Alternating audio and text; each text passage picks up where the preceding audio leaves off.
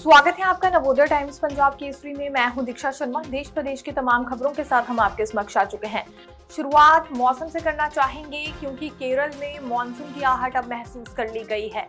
यूं तो 1 जून सामान्य तारीख रहती है वहां मॉनसून के प्रवेश करने की, लेकिन इस बार 2 से 3 दिन बाद मॉनसून सही ढंग से केरल और तमिलनाडु के कुछ हिस्सों में प्रवेश करेगा, ये आईएमडी की ओर से जानकारी दी गई है। लेकिन उसके बावजूद भी ये कहना गलत नहीं होगा कि कुछ एक क्षेत्रों में प्री मॉनसून की बौछारें शुरू हो गई हैं, जैसे कि महाराष्ट्र की और दक्षिण भारत के तटीय क्षेत्रों की बात करें तो लगातार वहां पर मॉनसूनी हवाएं चल रही हैं और बूंदाबांदी का दौर जारी है।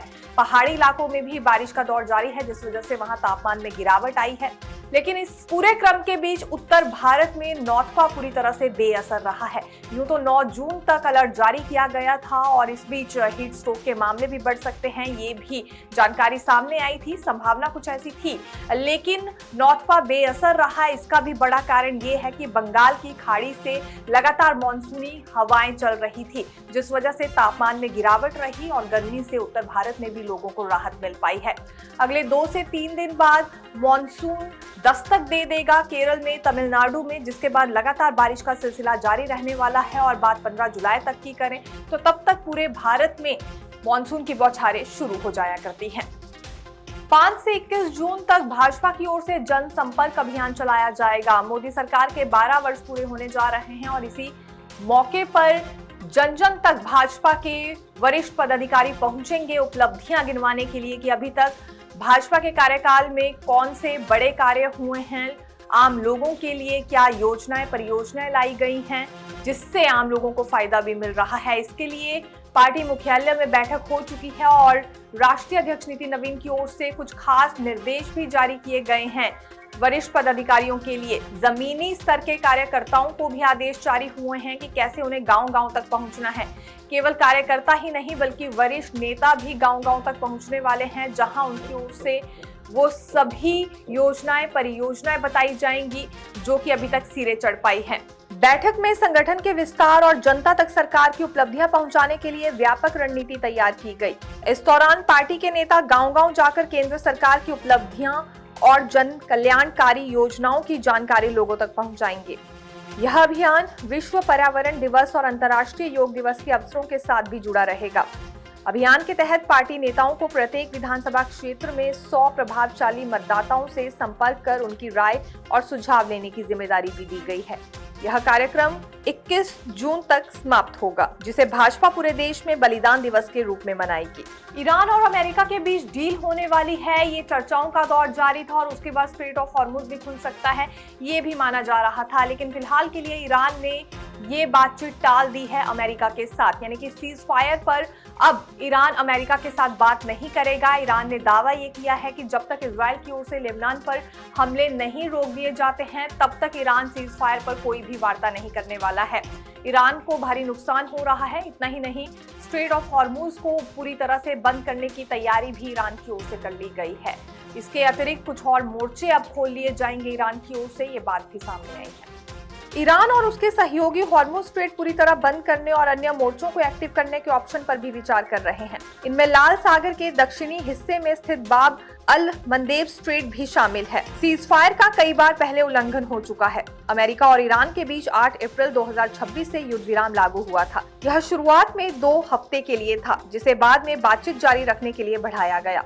हालांकि इसके बाद भी दोनों पक्षों ने एक दूसरे पर कई बार युद्ध विराम उल्लंघन के आरोप लगाए। इसके अतिरिक्त मई में तनाव, ड्रोन हमले, सैन्य कार्रवाई और जवाबी हमलों की खबरें भी सामने आती रहीं। कॉकरोच जनता पार्टी के फाउंडर अभिजीत दिपके भारत लौट रहे हैं 6 जून को।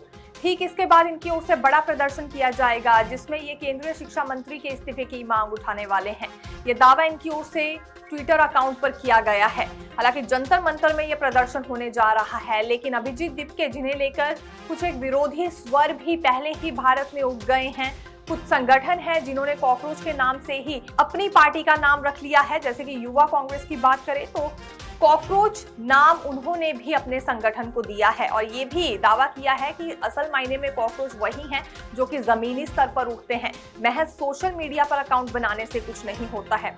ऐसे में 3 से 4 फाड़ हमें नजर आ रहे हैं और इस कॉकरोच शब्द पर काफी ज्यादा राजनीति हो रही है। सूर्यकांत के बयान के बाद कॉकरोच जनता पार्टी की ओर से ये इंस्टा और ट्विटर पर अकाउंट बनाया गया था और इसे नाम दिया गया था कॉकरोच जनता पार्टी। लेकिन असर इसका कुछ ऐसा रहा कि अभी तक 2 करोड़ फॉलोवर्स हो चुके हैं। लगातार इसमें युवाओं से जुड़े मुद्दे उठाए जा रहे हैं। केवल यहाँ नीट की परीक्षा लीक होने का मामला ही सामने नहीं उठाया जा रहा है, बल्कि रोजगार जिस तरह से बढ़ रहा है या युवाओं की आवाज जो दबाई जा रही है, अन्य मामले हैं, उन्हें भी लगातार अन्य युवाओं की ओर से इस पेज पर मेंशन किया जा रहा है।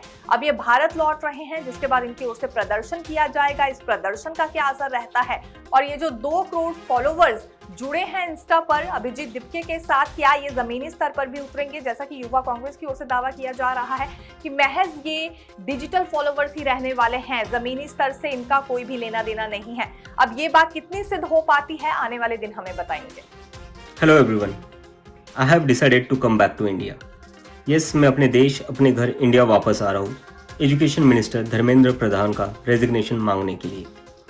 इतने दिन से आप सब देख ही रहे हो कि हम सोशल मीडिया पर आवाज़ उठा रहे हैं कि पेपर लीक के कारण जिन नीट के बच्चों ने सुसाइड की और जो लाखों स्टूडेंट्स की मेहनत बर्बाद हुई है, उसके लिए तो धर्मेंद्र प्रधान को रिजाइन करना ही चाहिए।